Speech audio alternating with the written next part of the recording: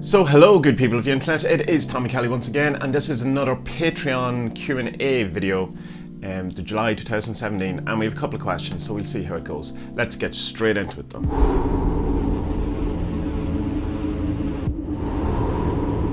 Jack Walker, and excuse me, I have to read it because it's here, so bear with me. Jack Walker asks, okay Tommy, here's another question for you. As I've printed them out of order, he asked a question that will probably be the second question. When designing the 40 shadows, do you have the attributions of each shadow worked out first, or does the artwork of each shadow inspire these attributions? Do you have 40 shadows in mind beforehand, or do they develop one at a time?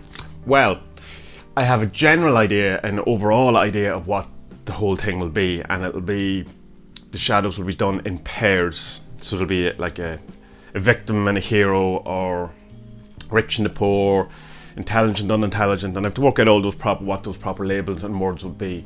If you go to the Patreon page and you search for the 40 shadows, you will see a list that I've put up of maybe 60 probably of different names, possible 40 shadows.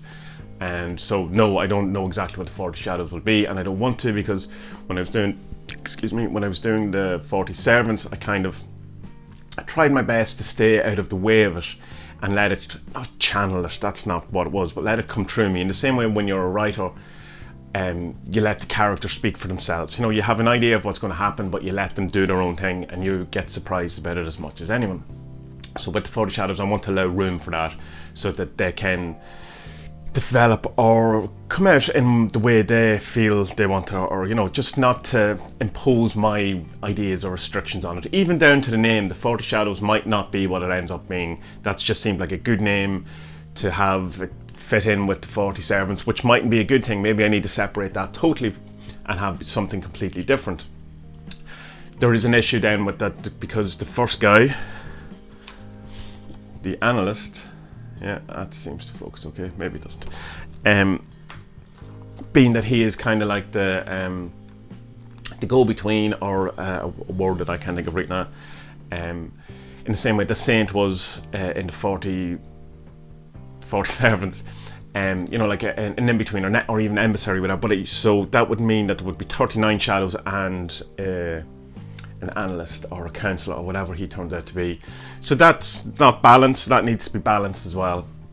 But regards to the artwork, the best way I can describe it is that the mood comes first before anything. So like the one I'm working on at the minute that I just haven't got the time to get back to is about sorrow, sort of that thing of, if you're aware of, like, there's a Catholic or a Christian thing, I assume it's just Catholic, because the Catholics have all these things that Christians, the rest of the Christians just aren't into, but they have this mother of sorrows, which is the mother of God, in the act of being sorrowful because her son had been killed, or the sorrow of the world, all of her is, there's a lovely expression in Ireland, in Irish, that it's, rather than saying I am sad, it's the sadness of the world is upon me, or the sadness is on me, Tommy Brown down arm, so there's that kind of, it's the sadness of the world is upon it. So that was the mood. So I had an idea of those kind of statues of the weeping woman, and but I wanted to develop that more, so that there was also the mood of, obviously, there'll be rocks and there'll be a lake, and there's just this spectre hovering over the lake, which is to represent, the unknown, the darkness, the depression, the sadness that's seems to be present around, it's sometimes life is really sad, like that's just the way it is, but she's facing away from it, so she's not looking at it. And then I had the idea of the crown round her, but instead of it being like, your typical, not crown, halo, it would be like a makeshift someone had made, with like wood and light bulbs, but the light bulbs some of them are broke or whatever, so trying to work through the sadness by, making your own things, rather than being naturally, like, she's not naturally saintish, it's not the word, or naturally holy, but she was trying her best to overcome these things, and life has smashed your lights, life has crushed your halos. So all this came in kind of in a mood, and then it started forming as a picture, but I also knew it was to do with sadness and that sort of thing. So which comes first, chicken or the egg? Bit of all of it, but I would say for the most part it's the mood of the thing, which is good, because that's more what I'm trying to convey, is a feeling than an idea. So you want the feeling of say, victim or sadness or happiness or joy or, you know, being in control or anything. It's the feeling that you want to capture rather than, like, say, a literal translation of it. So, like, you could offhand, so rather than say being ruled or, you know, rather than having, say, someone like a general in an army and that would be a leader or whatever, think more about what leadership is, and it could be someone in a completely different capacity or competing with what that you would display rather than what first comes to mind when you think of leadership. So it's more the feeling. That's a bit rambly, but that's how it goes. So I hope that answers it. If not, I'll try again. Jack then asks, he first asks and then asks second, what software do I use when creating the foreshaddows? I'm interested in getting into creative digital art, but totally novice. What's a good place to start? Understand if you don't want to reveal your techniques, but would appreciate any insight into your methods.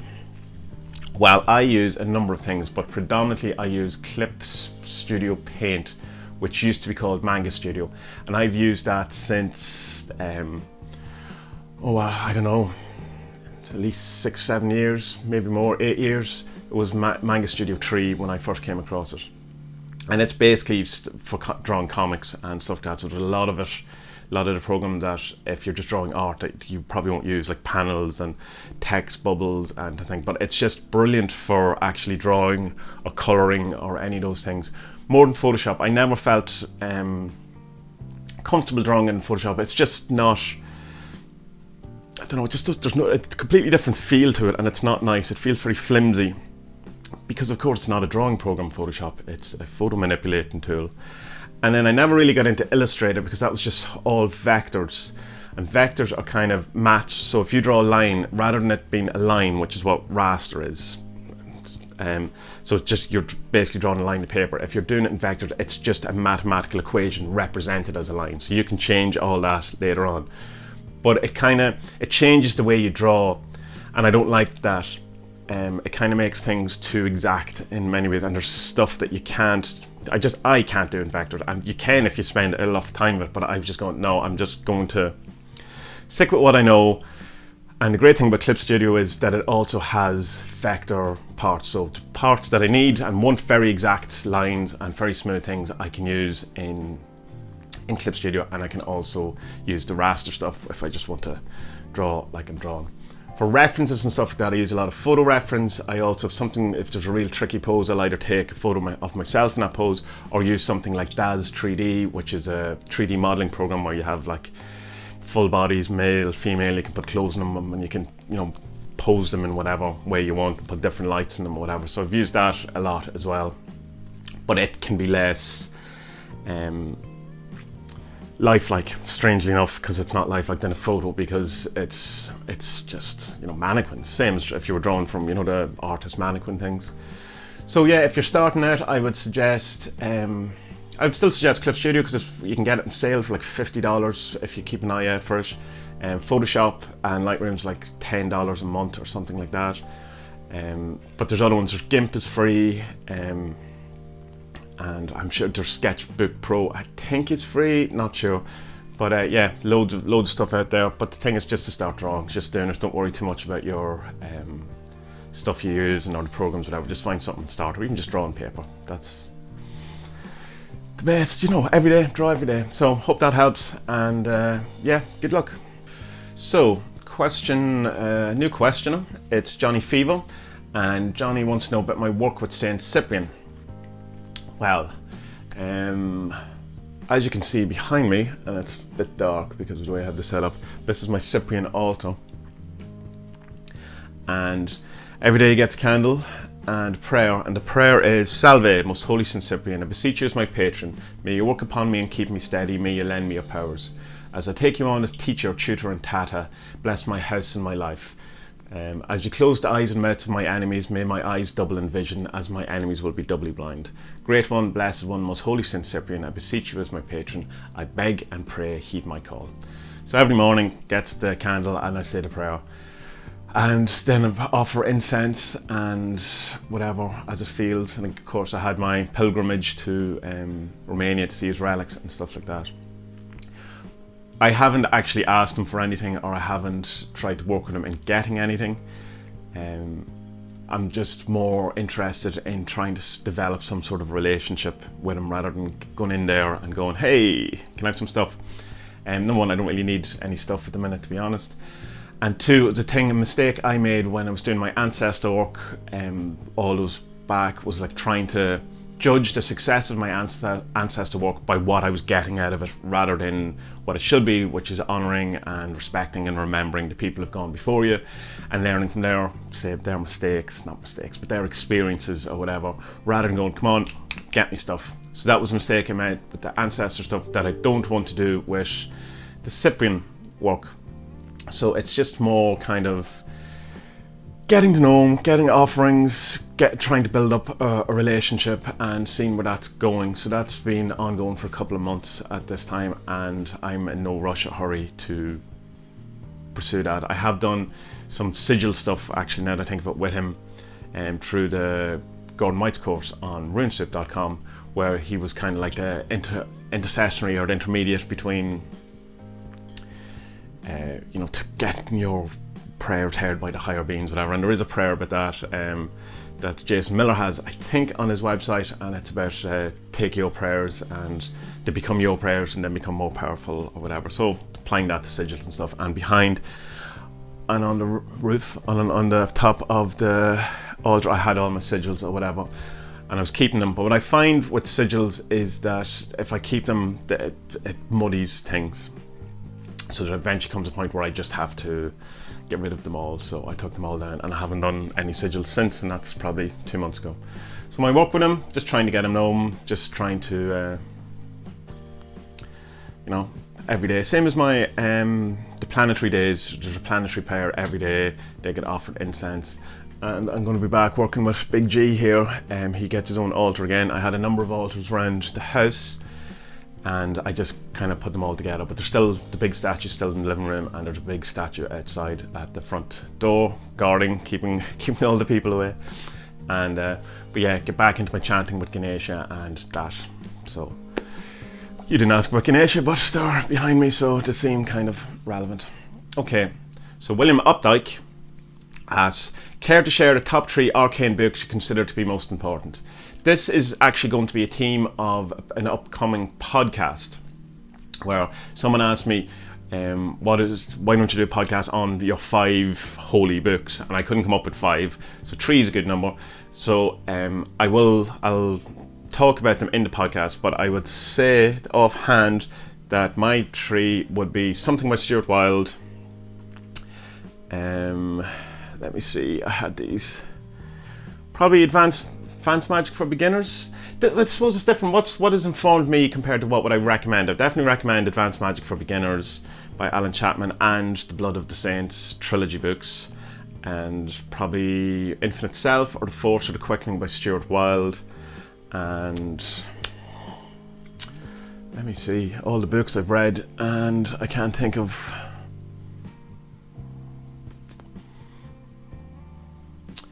No, I don't know.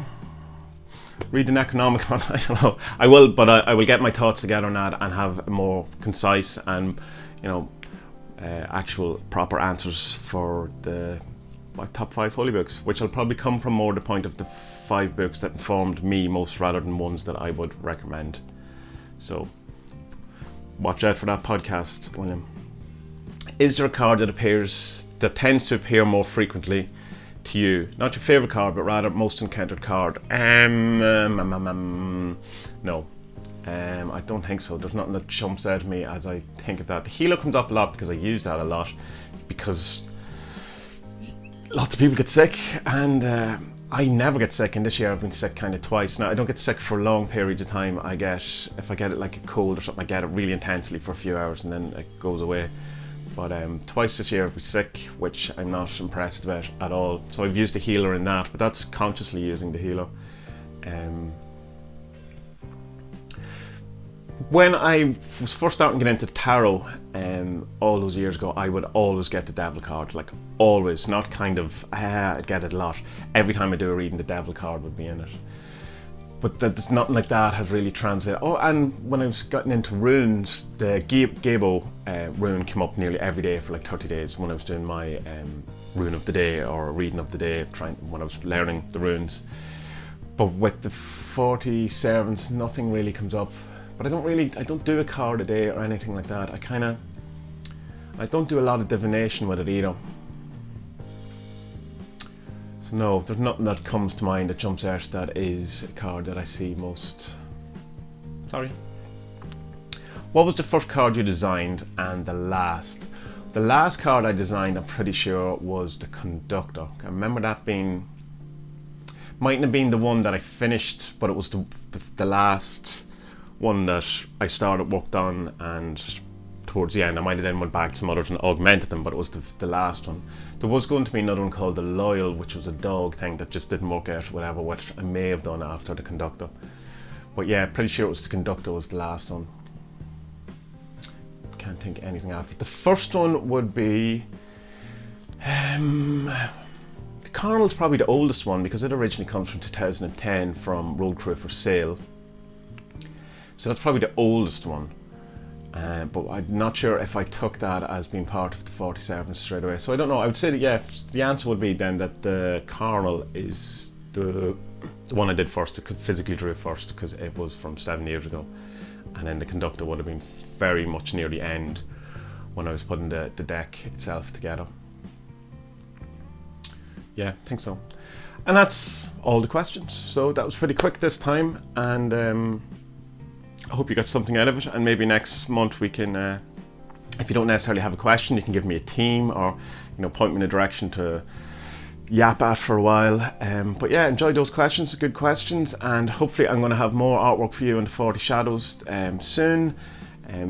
Have to get in that. I just have been very busy, and all excuses, and stuff that has to be done around websites and podcasts and YouTubes and all these things, that this doesn't necessarily end up with having any content, but it has to be done, like maintenance and stuff like that, and working things out, and learning how to use new cameras and getting new mics and all these things. So I'm a bit behind, and I had also other work on as well that I had to get through.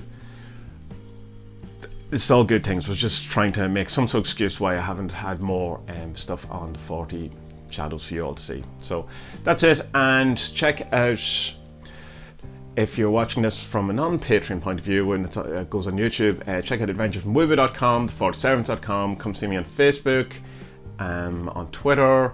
I'm on Instagram. Really have to get more into Instagram. I don't use it enough, and I'm on other things. I'm sure I'm everywhere. So check me out and enjoy, and have a wonderful, wonderful day. And thank you all so much for your patronage. I really appreciate it, and thank you for watching.